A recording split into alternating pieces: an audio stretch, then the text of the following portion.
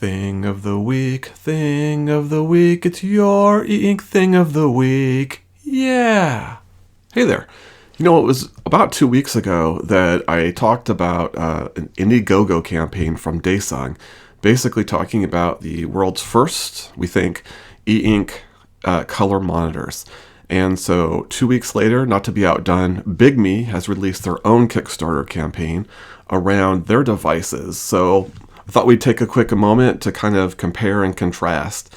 Now, first off, right off the bat, it's not exactly a one-for-one between Dasung and Bigme. For example, Dasung had some curved monitors as well as flat monitors.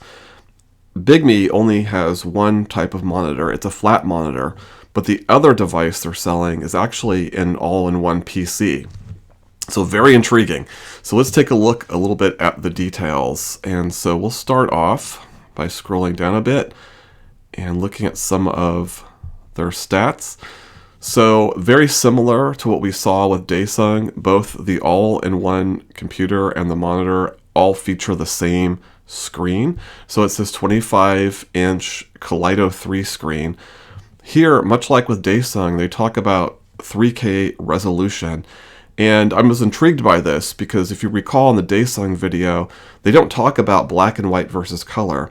And normally with Kaleido 3, the black and white is 300 ppi and the color is 150.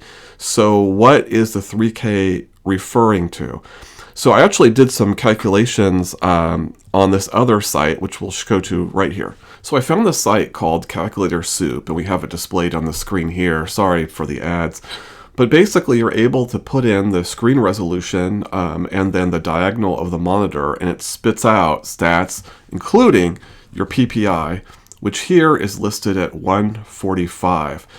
So this is what this is telling me. They're basically saying these are 3K monitors at the lowest resolution level. That is, both color and black and white is at least 145 PPI.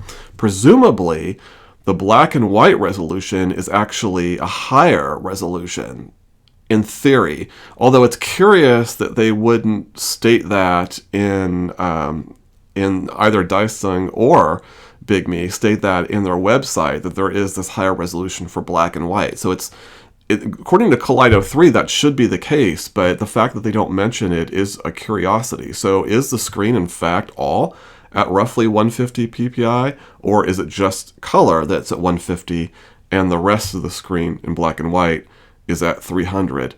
We don't know that for sure. So just to put the PPI a little bit into perspective, maybe for those that aren't as familiar with e-ink, one way to think of 300 versus 150 PPI is thinking of a magazine versus a newspaper. So a newspaper, the images aren't as crisp. If you look really closely, you can see a little bit of the graininess or the dots of ink. That's what it's like when you're looking at 150 PPI in Kaleido 3 color.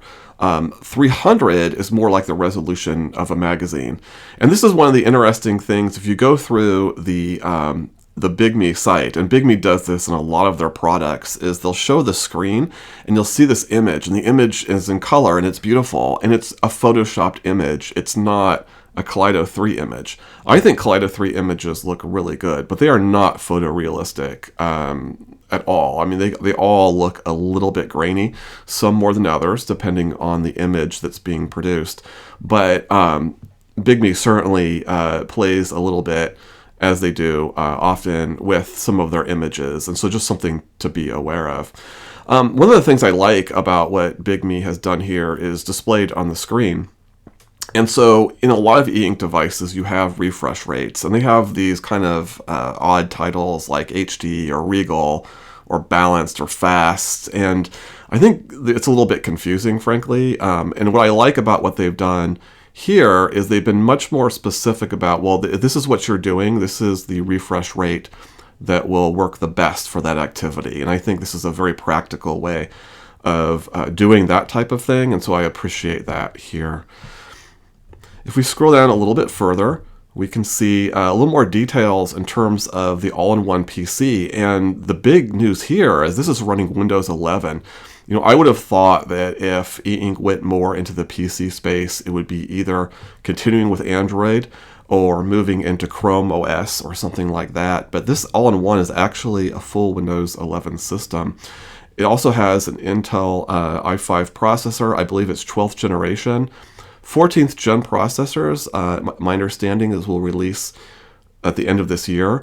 So a 12th generation processor is relatively current, and certainly for an i5 is just more than acceptable for this type of a computer. It has 16 gigabytes of RAM, which probably is significantly overkill, because I don't see this type of an all-in-one computer being able to handle heavy graphical tasks, or certainly not be able to run most games effectively. And that's because of the limitation of the screen, but also because there's no graphics card in this all-in-one computer. So it's probably an integrated graphics card, like an Iris, for example. And so, are you going to actually use 16 gigabytes of RAM based on what the computer is capable of doing? It's not likely. So it's certainly more than enough RAM and a pretty healthy amount of storage as well. And you can see some of the connectivity options, which are pretty good. They have some USB ports, 2 USB-Cs, which actually is more than what my computer has, and I have a pretty high-end computer. And then it has some HDMIs and a display port and that sort of thing. This is probably my favorite table of the entire website. And basically, this is where Bigme is comparing itself to the mysterious competitor that shall go unnamed. And so they've taken effort to blur out the name of the company on the monitor and only give you the first and last letters in the title. So that's really extra hard to figure out who we're comparing this to. I mean, what do you think you're trying to do here, Bigme? There's only one other company that is released an E-Ink monitor. You can see Dasung. They barely blurred it out on the screen. I don't know. That just makes me smile. But there's other seemingly disingenuous bits in here as well. Looking at the cold and warm lighting, Bigme states that their monitors have that, Dasung's doesn't. Well, that's true for one of the Dasung monitors, but the other one did have front lighting. I don't remember if it had both warm and cold. That might be a thing. But to say that Dasung monitors didn't have that is kind of half true. In addition to that, you'll notice that down below it talks about the adjustable image quality. And here there's a green check for Bigme, but then it's a dash for Dasung. What does that mean? So do they have it or not? You're not sure? Kind of curious. The system control is interesting. In the video in the beginning of this campaign, they talk about how you can actually turn on your monitor by saying power on. So that's kind of cool. Anyway, just something very interesting. And then the last thing I'll point out, and here's some of the specs, by the way, of both the all-in-one computer as well as the monitor. And the last thing I'll point out is that you can buy different packages. One of them being a wall mount. The base price of the monitor is $1,400 and the computer is $1,900 in this campaign, with the market prices being substantially higher than that once the campaign is over. Okay, so here's my quick take about all of this. As it relates to the monitor, I really don't have anything different to say than what I said in the Dasung video. So I'm not sure that it's a good deal. I don't know. It's an interesting idea, but is it worth the cost? I guess is my ultimate criticism. The computer I'm super intrigued by. Now the price is still a massive issue, but it just feels even cooler than the idea of the monitor, which I thought was a cool idea before as well. Regardless of whether I think there's a practical use for it. The computer kind of opens things up, and I haven't put my finger quite on the pulse of it, but I feel like there's something really cool that you might be able to do with this. Like, for example, I showed off the mount, and it kind of inspired me to think of, well, wouldn't it be cool if you had a smart home control center, a screen that you could kind of put against the wall or move out, when you were using it. And it could also double as kind of like an art canvas. And so when you weren't normally using it, you can display maybe family photos on it, or you can display pieces of art, you can display comic book cells. I don't know what it would be, but you can think of it. There might be some, now that you've got this PC capability and you have the ability to do more complicated things with the monitor, it kind of starts to bring out some interesting potential ideas. And so I love that part of this all-in-one computer.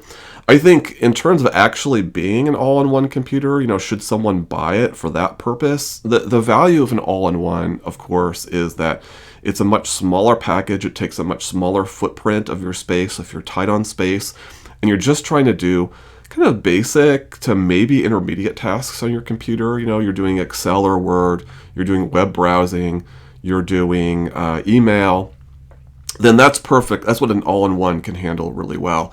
If you're moving more into the more complicated areas, particularly if you're doing video processing, you're doing games that are graphically intensive, that sort of thing, that's outside the scope of an all-in-one. So as a kind of a solid mid-level computer, it's a good form factor, although it's still expensive, right? And so you're still paying this premium for the screen. So I'm not sure I would recommend it as a computer, but I do wonder if this starts to open up possibilities for creative applications for this type of thing.